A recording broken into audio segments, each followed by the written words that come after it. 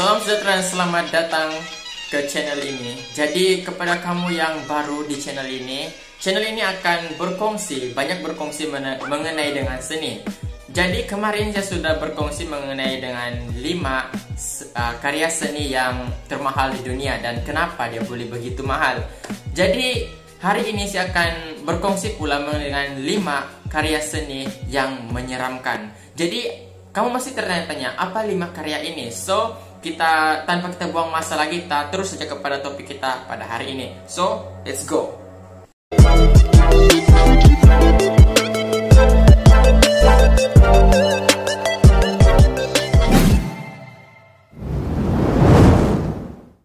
Jadi bersama saya Rex Candy Jemaslin dan kita terus saja kepada topik kita pada hari ini.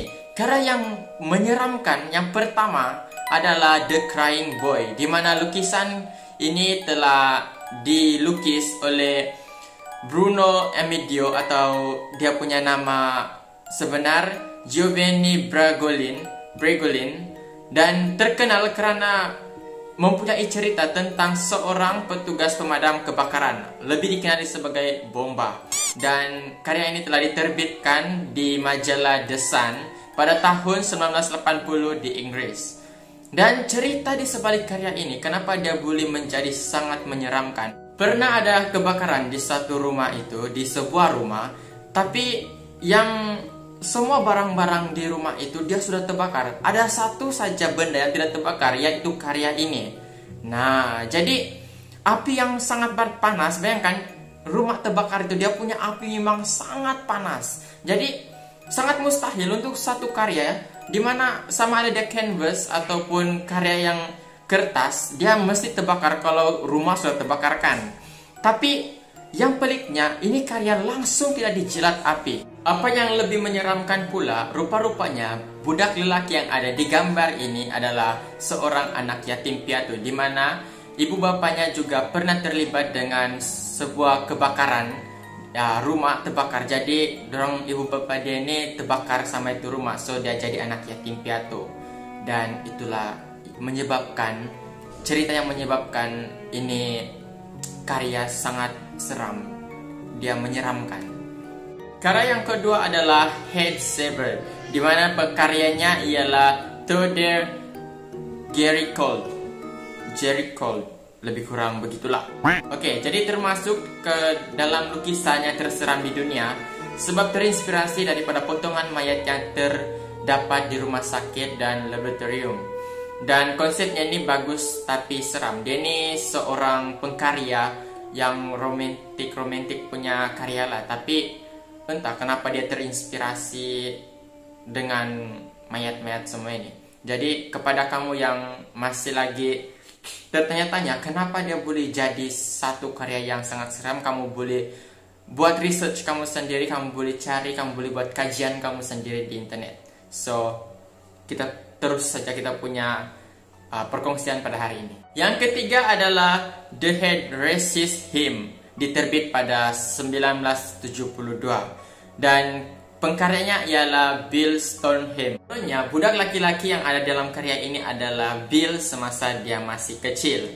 Dan ada satu boneka, di mana boneka ini kita boleh lihat pada gambar ini, pada karya ini, dia berdiri di samping si Bill. Dia boneka perempuan.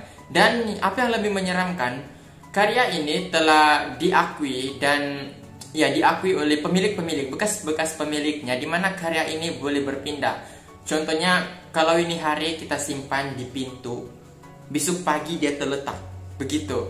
Dan apalagi yang lebih menyeramkan tentang karya ini adalah boneka perempuan yang ada di dalam gambar itu, dalam karya itu, boleh hilang secara tiba-tiba. Sedangkan ianya satu karya yang memang contoh. Karya ini dia tidak akan hilang kalau tidak yang memadam ataupun tidak warna yang dicalitkan, warna baru yang dicalitkan pada satu karya. Jadi macam mana dia hilang kalau bukan karya itu menyimpan satu mistik ataupun misteri-misteri yang sangat menyeramkan. So kita terus saja kepada karya yang seterusnya. Karya seterusnya ialah The Injured Man. Pengkaryanya ialah Sean Robinson. Jadi lukisan ini mempunyai cerita seram yang tersendiri, di mana menurut pengkarya sendiri, semenjak dia meletakkan karya ini di dinding rumahnya, dia sering nampak seorang macam manusia, tapi dia tidak kenal siapa orang itu, dan pintu rumahnya pun sering pandai berbuka, pandai bertutup sendiri. Jadi kamu tidak seram gak kalau begitu? Seram kan? Nih, karya yang terakhir pada video kita pada hari ini ialah The Dead Mother. Jadi karya ini telah dibuat oleh Edvard Munch, di mana lukisan ini adalah luahan hati pengkarya. Jadi si Edvard ini telah ditinggalkan oleh ibunya semasa dia masih kecil. So emosinya ini menyebabkan setiap calitan pada karya tersebut menggambarkan seolah-olah karya itu sangat hidup. Jadi kamu boleh nampak di sana di sini ada seorang figura perempuan, budak perempuan sedang memandang ke arah kita, ke arah audiens. Jadi budak ini seolah-olah dia setiap kalau kita pergi di sini begini dia tengok kita, dia punya mata, dia ikut kita. Kalau kita pergi di sini dia ikut, mata dia pandai ikut kita. Jadi bayangkan kalau kamu pergi di sana dia punya mata begini.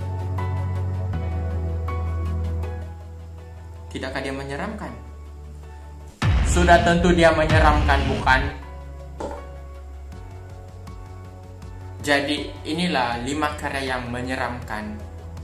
Sekiranya kamu mau tahu lagi lebih banyak tentang karya-karya menyeramkan, saya akan meletakkan link di description saya, dan kamu boleh terus mengklik link itu untuk mengkaji dan membuat research mengenai dengan karya-karya yang menyeramkan di seluruh dunia.